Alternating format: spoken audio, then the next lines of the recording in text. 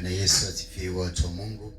Ningependa kuzungumzia mambo machache kwa habari ya huduma hii ya Kristo Nuru ambayo Mungu ametupa ufunuo kuomba kwa ajili ya taifa, jamii pamoja na familia zetu na mtu mmoja mmoja.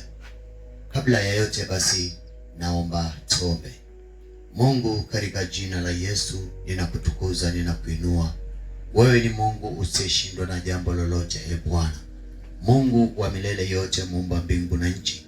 Umesema yeyote myaombayo mkisali, aminini ya kwamba mmeyapokea, nayo yamekuwa ya kwenu. Nasi Baba yetu na Mungu wangu, tumeyapokea haya ambayo Bwana umekusudia kwa muda huu na wakati huu na majira haya.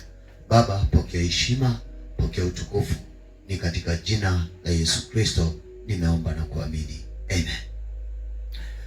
Mtu wa Mungu, napenda kusema kwamba ni wakati ambao Mungu amekusudia kwa ajili ya huduma hii ili uweze kuwaokoa watu na wamjue Kristo na nguvu zake zote. Hivyo basi ningependa kusema maneno machache kwa ajili yako na kwa ajili ya familia yako na kwa ajili ya kazi yako, kwa ajili pia ya taifa kwa ujumla. Tutazungumzia mambo matatu muhimu ambayo yataweza kutusaidia, maana Biblia inasema kwenye kitabu cha Waebrania ile sura ya 10 mstari wa 38 inasema, lakini mwenye haki wangu ataishi kwa imani, naye akisitasita, roho yangu haina furaha na yeye. Kwa hiyo kumbe imani, ukishaanza kuwa na uhakika na jambo ambalo nalifuatilia au unatamani Mungu afanye, lazima uwe na uhakika. Jambo la kwanza. Jambo la pili, uhakika unaambatana na kitu kinachoitwa matendo. Naomba nikupe haya mambo matatu unatarajia, lakini baada ya kutarajia uwe na uhakika, na baada ya kuwa na uhakika uwe na jambo la kutarajia baadaye. Kwa hiyo watu wengi sana wanakosa kufika katika malengo yao, katika mafanikio yao, lakini pia katika afya zao kutokana na jambo moja la kutokuamini.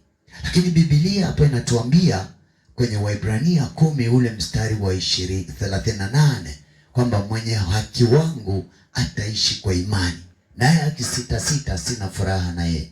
Kwa hiyo tunaona kabisa wazi kwamba imani huwa inampelekea mtu kuona mafanikio ndani ya maisha yake, lakini pia hii imani iambatane na matendo. Kwa hiyo naposema kwamba wewe unayenitazama, inawezekana kuna mahali umekata tamaa na maisha yako, lakini pia sio kukata tamaa. Pia kila jambo nalolianzisha alifiki mwisho kutokana na kutokuwa na imani. Roho wa shetani tabia yake ni kukuvunja moyo na kukukatisha tamaa na kukurudisha nyuma kwa imani ulionayo kwa ajili ya jambo lako. Kwa hiyo jitahidi sana uwe na imani kwa jambo unalolianzisha, uwe na imani kwamba inawezekana na utarajie, lakini pia kwa kutarajia uwe na uhakika thabiti kwamba lazima jambo hili litatokea. Bwana Yesu asifiwe.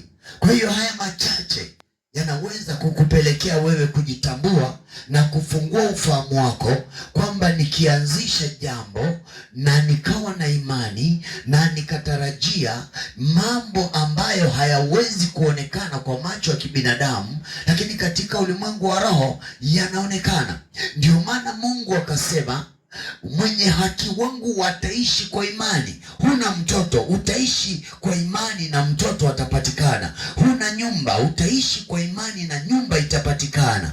Huna kazi, kwa imani utaishi mbele za Mungu kimwomba uwe na kazi. Wewe ni mgonjwa, inawezekana unanitazama sahihi na uko hospitalini au umetundikiwa madripo au uko ICU au ndugu yako ni mgonjwa. Wacha nikuambie, katika imani yako inawezekana yule mgonjwa akapona kulingana na imani yako. Ndio maana Biblia ikasema